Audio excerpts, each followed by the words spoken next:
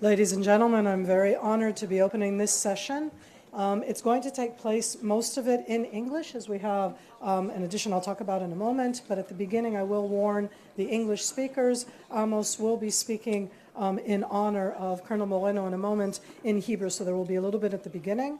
This session, we are going to be talking about challenges as we look into the future. And for this session, we're going to be broadening out from the specific Israeli arena. And we've brought on board a foremost Israeli person to be able to talk about it, and a U.S. one. So the speakers in this session are going to be what you can see here as they're seated already. Major General Amos Gilad, spoken before about Avi Dichter.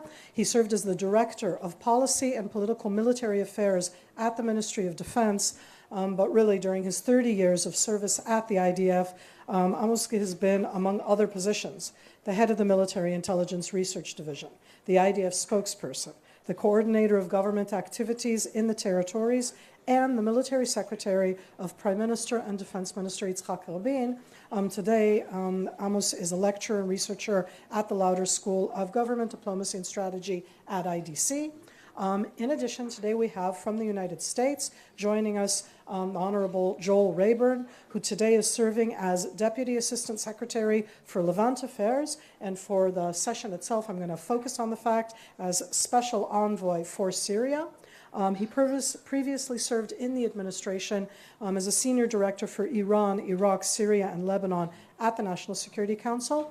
And the two of them are going to be talking a bit as we go on about the threats of where we are right now. I'm going to ask Amos to please, Mr. Gilad, to come up here, please, and give a few words about Colonel Moreno in honor of the session itself. And after that, we'll start discussing the issues. Amos, please. Yes, ma'am. Yes.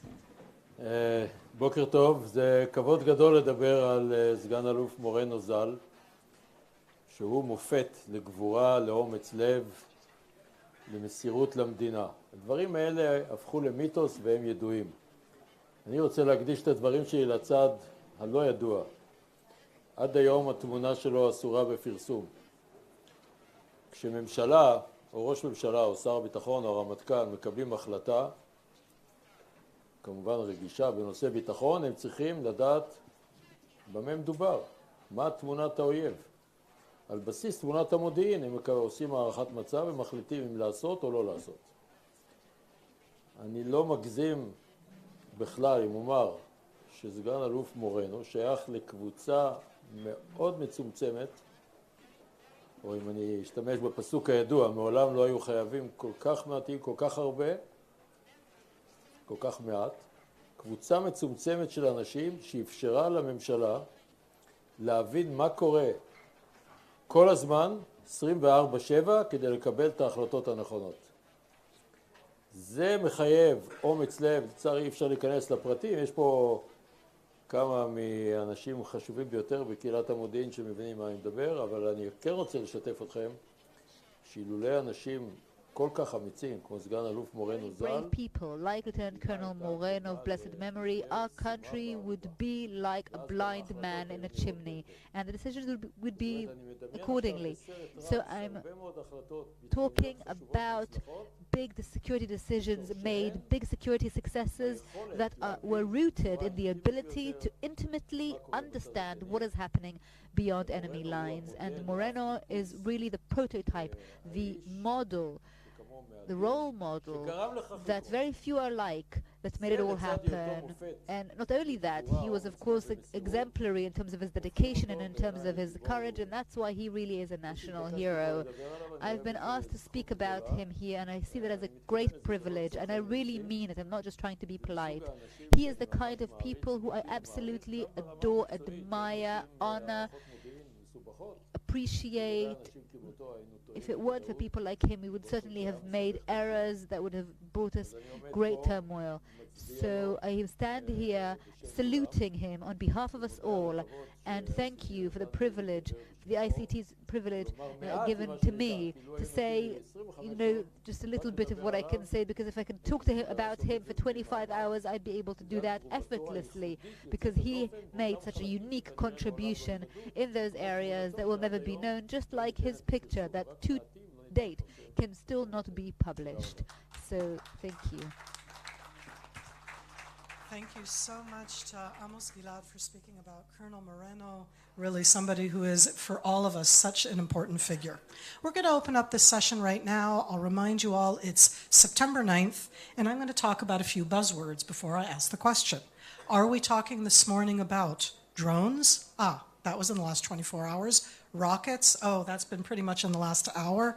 Perhaps tunnels, weapon convoys. Are we talking about Syria, Hezbollah, Iran, about the Iranian Revolutionary Guard, Shiite militias, strongmen, Kurds? Are we going to zoom out? Do we need to talk about Russia in the arena, Turkey in the arena? And I put that all out there as the opening session to be able to talk about it from both the U.S. and Israel perspective and policy, and I hope to do so with these two gentlemen right now.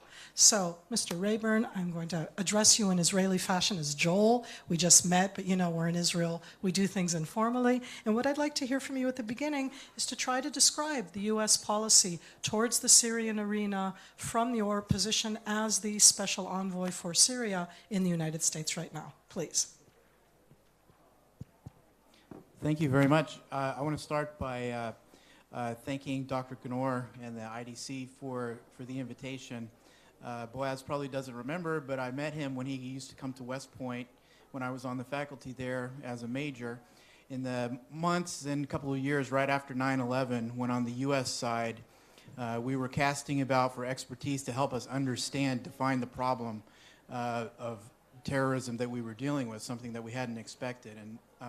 And Boaz's advice was invaluable, and it still is. So thank you very much. Pleasure to be here. In my role as the U.S. Special Envoy for Syria, I'd like to describe today the way the team inside the U.S. government that works on Syria defines at least the major part of the problem that we're dealing with in Syria. President Trump earlier this year gave us some very clear marching orders within the U.S. government that we were to pursue three interlocking, I'll say, goals in Syria for U.S. interests.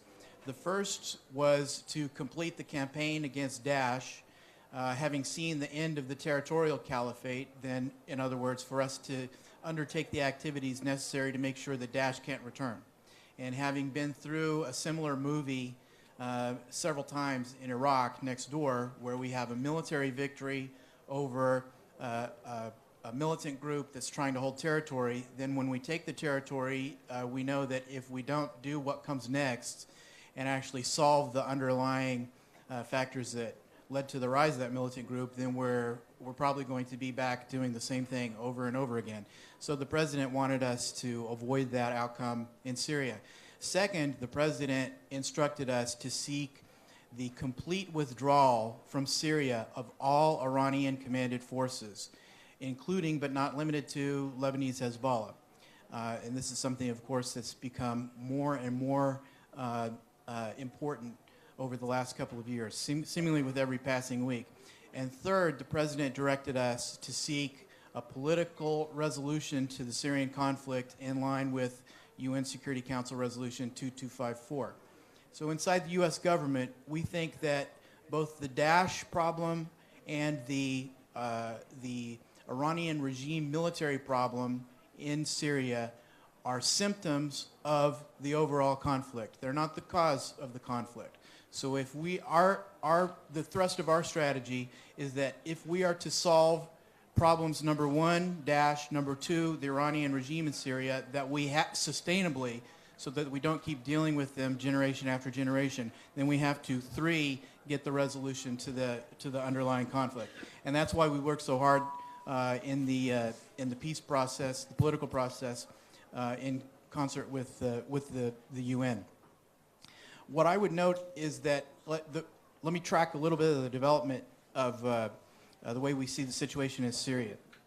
In spring 2017, it became apparent to us that the IRGC Quds Force and Qasem Soleimani had shifted the main effort for themselves in Syria from participation in the Syrian civil war on the side of Bashar al-Assad to the establishment of their strategic ground line of communications connecting Iran to southwestern Syria and the Bekaa Valley and establishing Iranian regime power projection platforms within Syria that could be used to threaten Syria's neighbors, first and foremost, Israel. A little closer? Okay, sorry. In other words, that having reached, having gone as far as the Iranians felt was in their interest in retaking territory on behalf of Bashar al-Assad, they decided to take territory on behalf of themselves and to establish a new threat to Syria's regional neighbors using missile outposts, armed drones, and establishing bases for IRGC Quds Force militant proxies. And we've seen that happen this has intensified over the last 2.5 years. This amounts to an unprecedented Iranian regime invasion, military invasion of the Arab world. And we think it's the single most destabilizing factor in the conflicts that span the northern Middle East right now. And it is the factor that creates the most risk that the Syrian conflict could explode into a regional or an international conflict.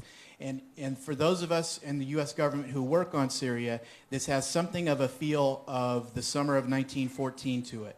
That the Iranians, in a way that I think those of us who study them believe is more reckless than we ever thought they could be, Qasem Soleimani in particular, are playing with fire in a situation where the world's superpowers are on the scene. Israel is on the scene. Turkey is on the scene. So they continue week after week. It's rare that a week goes by without an incident that couldn't escalate into a regional or even international conflict. And this is deliberate provocation by the Iranian regime through Qasem Soleimani.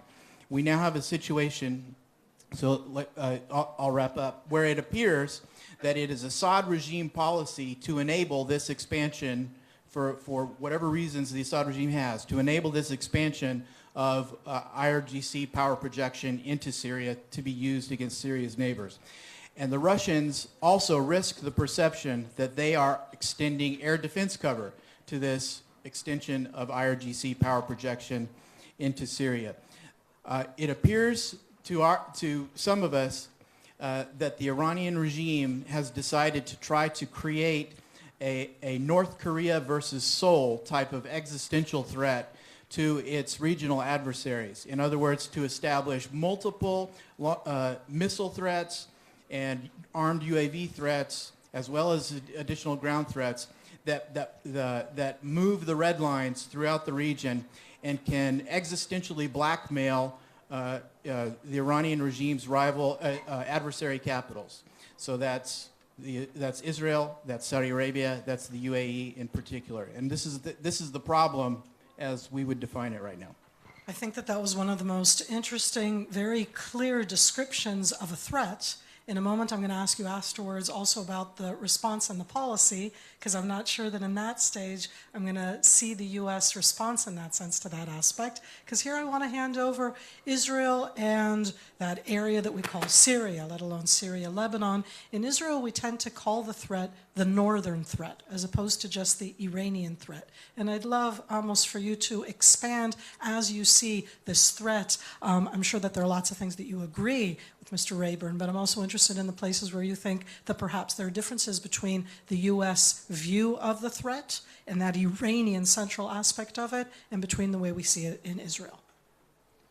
Thank you. Let's begin by thanking the United States. I've served decades in the Army and the Minister of Defense, and I do have deep appreciation to the friendship, unique friendship between the United States of America and Israel. I'm considering U.S.-Israel friendship as major pillar in our national security, and I would like to salute you.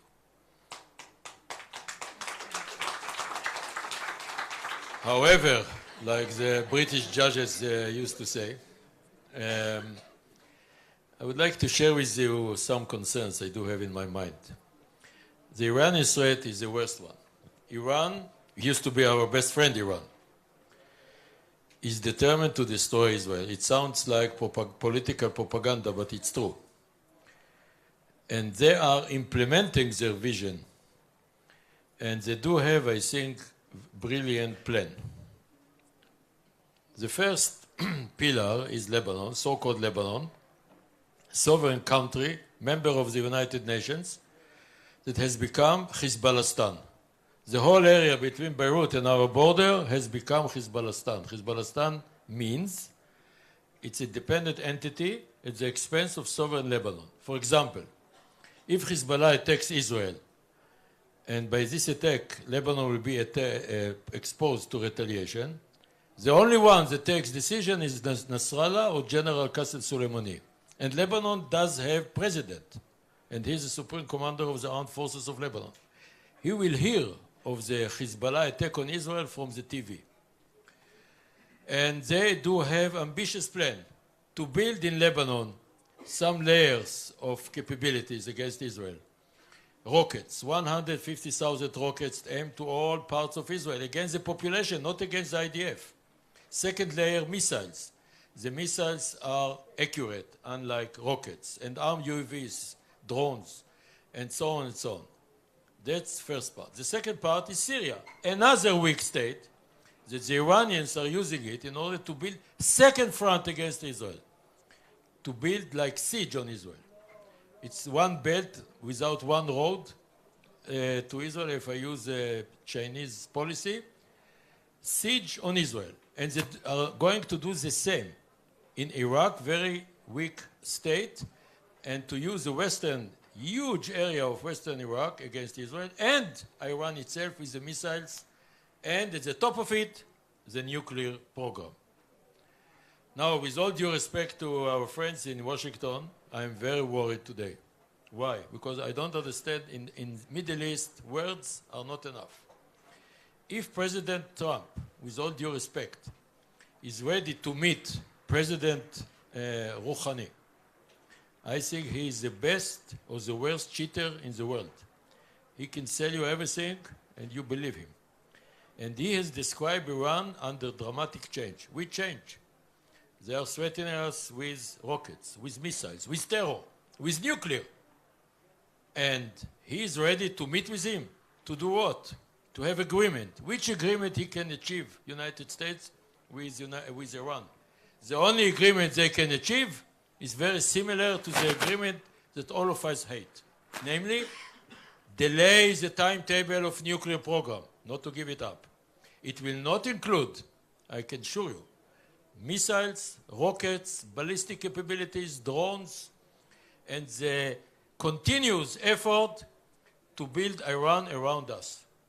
So I must share with you, this is my opportunity, to share with you our deep concern. And if it happens, I'm worried about the example of North Korea, because North Korea means he will not give up his vicious regime and the nuclear included, and it might repeat itself. It does, the last sentence, it does have the potential of undermining the whole structure of United States supremacy in the Middle East, because the Arabs will not trust the United States. And for Israel, even our Prime Minister said, I'm not going to consult or share with the President my opinion about with whom he needs to meet.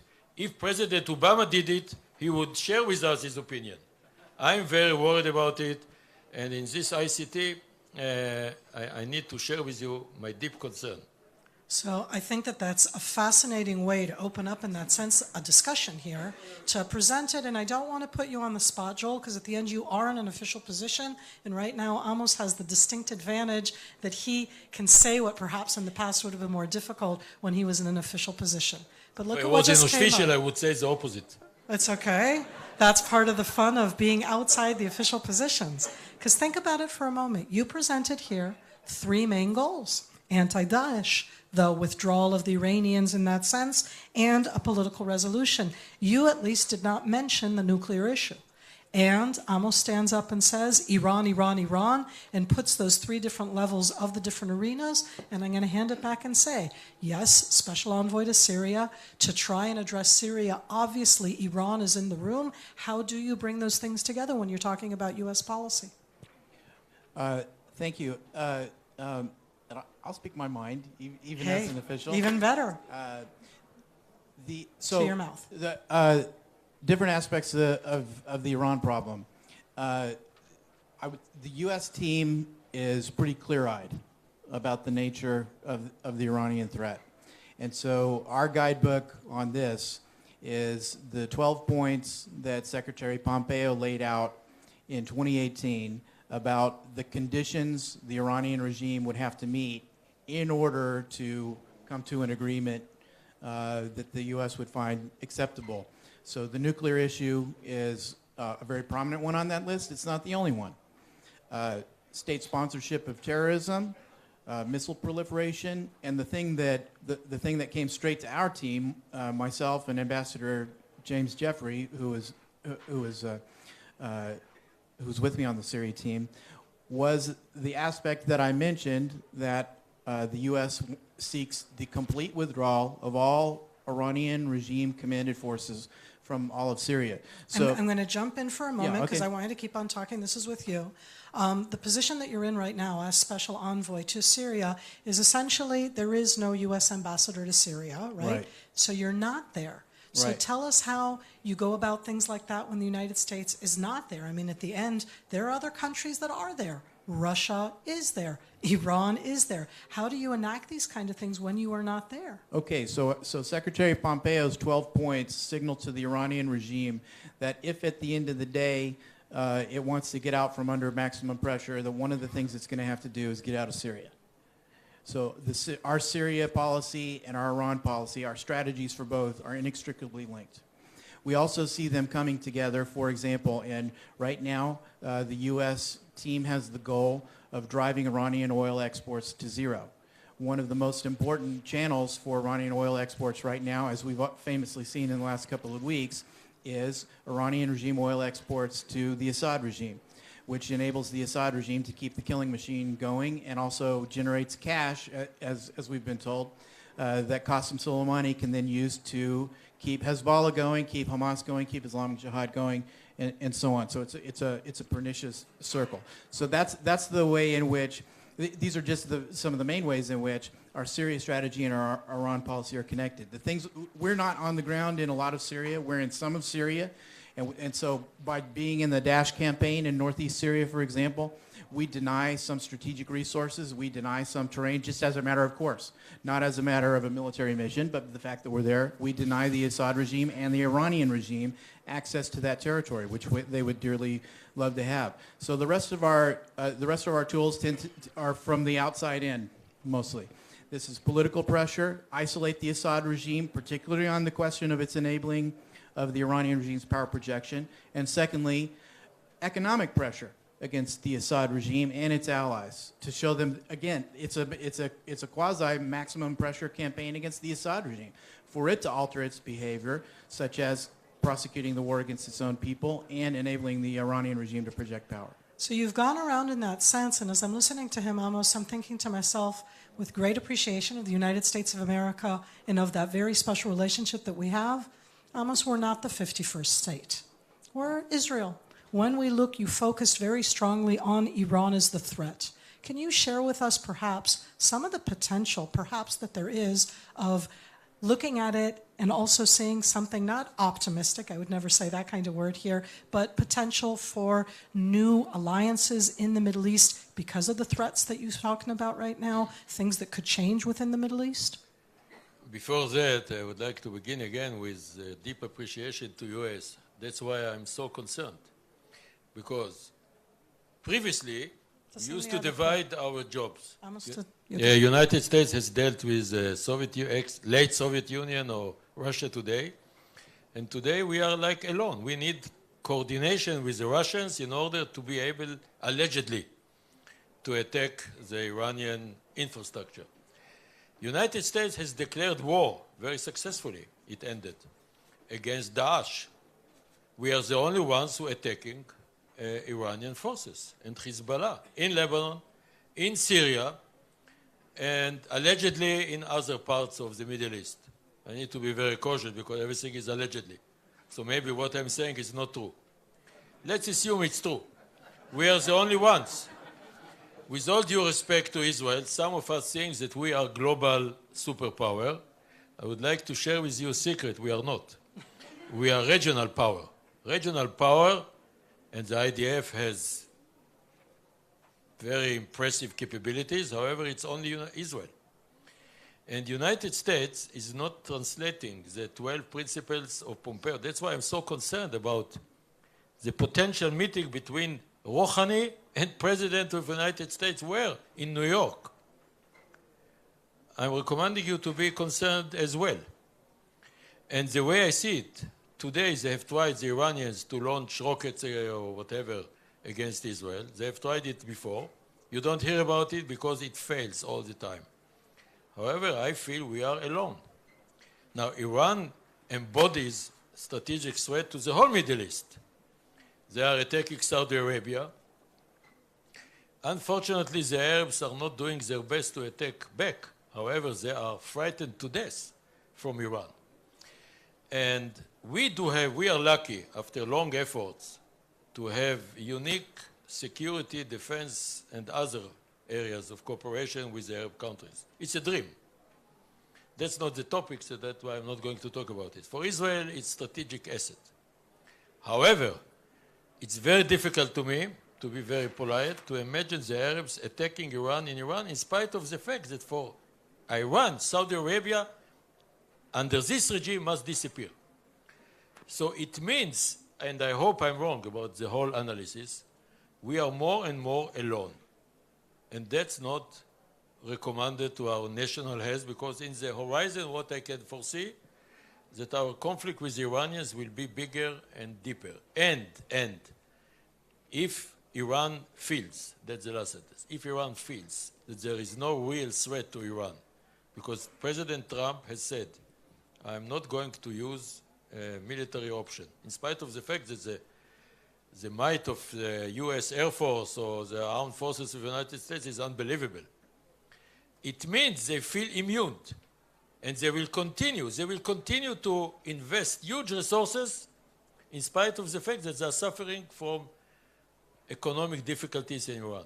So we are dealing with ideological, religious enemy, and I feel we are more and more alone in spite of the fact that there is no substitute to our unique cooperation, intel operation and so on with the United States, our main friend and major pillar in our national security. Joel, I'd love to hear in a sense how you respond when you talk about that aspect, both of the U.S.-Israel and the differences that we look at this. Because I think for each one of us here, Amos, you've been a leader, certainly in Israel, and I would go so far as to say for the last 25, if not 30 years, highlighting the Iranian threat. And I think that the United States has gone through very big differences in the way that they view the Iranian threat, because I want us to end at a zoom out for a moment. The United States is a world power. There's this other country called Russia. There's this relationship with you and Turkey. We're a regional power. So I'd like you to do a little bit of a zoom out and try and address it in a sense, as both Amos spoke about it together, how we feel alone and how the United States steps in on this issue. Well, I want to assure you that there is virtually no daylight in the way that the United States sees the problem and the way that we know that our Israeli allies see the problem. And acts on it? So you can see, first of all, President Trump has shown in some major ways that he will take the decision to use U.S. military force to protect U.S. interests and those of our allies when he deems it appropriate to respond to the threat. That, for example, he's done consistently against Daesh and other terrorist threats.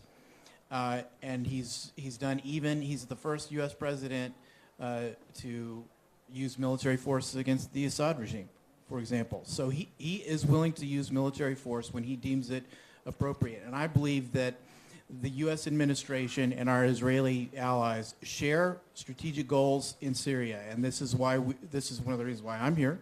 I didn't just come of course I came at the invitation of Boaz, but I'm here, and our teams are continually here to coordinate very closely with our Israeli counterparts. It's why we meet in a trilateral format and so on. And we've made it very clear, and we'll continue to do so at every opportunity, that we share Israel's assessment of the threat against Israel as well as against U.S. interests, and that we support fully Israel's right to defend itself against that threat. and we're not going to do anything to slow down Israel's freedom to act against the threat to protect itself. And this is a message that we make clear to everyone in this arena, including to our Russian friends. And when we sit down at across from the table with our Russian friends to talk about Syria or elsewhere in the region, one of the very first things that's discussed is to clarify again that both we and Russia must agree that Israel's right to defend itself has to be protected. Amos, I'm going to let you say at the end here also, in a sense of what makes you scared and what makes you hopeful. You're known as the prophet of doom, so the scared part perhaps is more well known. Because of the time, what is optimistic in Middle East is experienced pessimistic. Look, with the Russians, for example, there is one of the conditions is to remove Assad. Assad, by the way, it's very important to this conference, was born in 9/11. Yes? I'm not sure you know about it. He's cutting cake every 9/11. This is mega psycho terrorist. The feasibility he will step down without being killed. In Syria, the Alawites step down. Either they get killed, somebody kills them, they are killed, or they are poisoned, or they have invented something creative in the world. General Canaan has committed suicide with 3 bullets. Only in Syria, by the way. So if there is any illusion that Assad will step down, he will not. The Russians will not allow it. And he will continue, he will build army, armed forces, and the presence of Syria under the auspice of Russia. I don't have time to elaborate it. I am optimistic that this problem will continue. I am not optimistic we won't be alone. Thank you. And I would like again to thank you, my dear friend, about the whole cooperation. There is no alternative. It's not contradictory to what I've said, because our cooperation with the United States, I'm talking about security, intel, and so on, is wide and qualitative, unprecedented. Thank you. I want to thank both of our panelists today for giving us the opportunity to hear a bit, both of the U.S. policy, of the Israeli position, to see both the differences and where we come together. I'm going to repeat in that sense both what Amos said. I think that the Israeli-U.S. relationship is one of the things that strengthens the fact that this conference is dedicated to 9/11 and that date. So today from September 9th, we're going to end this session here in pessimistic optimism and hope that as we go on during the next few days, we'll be able to learn more about these issues. Thank you, gentlemen, both very, very much. And I hand it back on and over to our masters.